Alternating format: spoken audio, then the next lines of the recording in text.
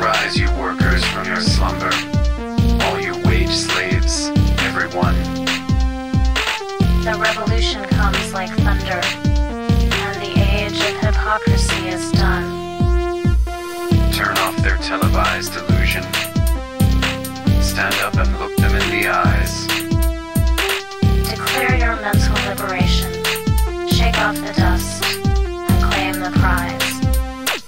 So comrades, come rally. In the last fight, let us face the Internationale. Unites the human race. So comrades, come rally. In the last fight, let us face. Päivää. Mä oon ehkä läpi Suomen-mestari.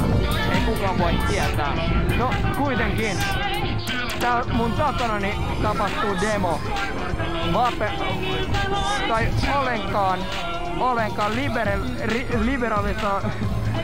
anyways, vapaamman Helsingin puolesta. Sitä se on.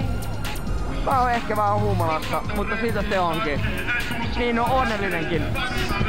Anyways, tämmöistä tapahtuu. Jengi ottaa kuvia. Jengi, jotka ei tiedä mistään mitään. Miksi mä oon naamioitunut?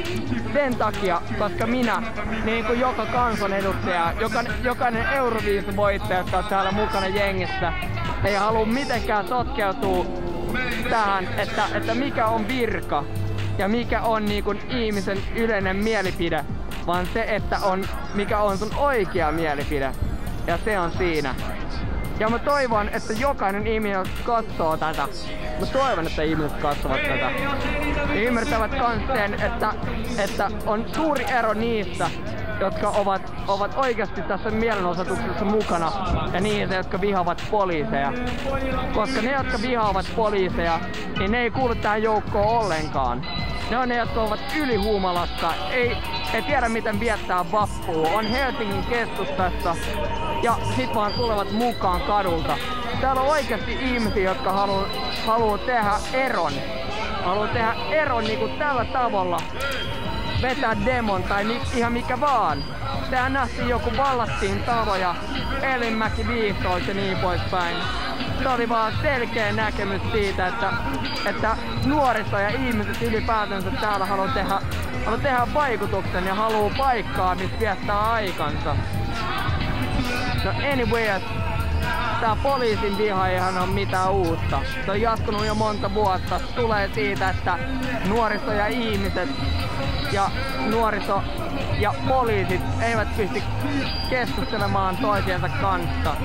Eli täällä on ihan helvetisti ihmisiä, jotka eivät ymmärrä, jotka eivät tiedä, jotka eivät tajua tästä tapahtumasta mitään. Täällä on ihan helvetisti poliiseja, jotka eivät tiedä, etkä tajua, etkä halua ymmärtää tästä tapahtumasta mitään.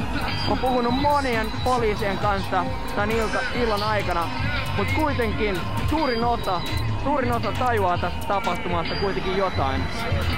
Ne sanoo, että näin se on. Kun mä sanon, että pitäisi erottaa niitä, jotka on oikeasti tässä mielenosoituksessa mukana, ja niitä, jotka on vaan sivulla riehumassa ja jotka haluaa vaan ongelmia, koska niillä ei ole mitään muuta tekemistä vappuna. Sanoit, että näin on. The Internationale.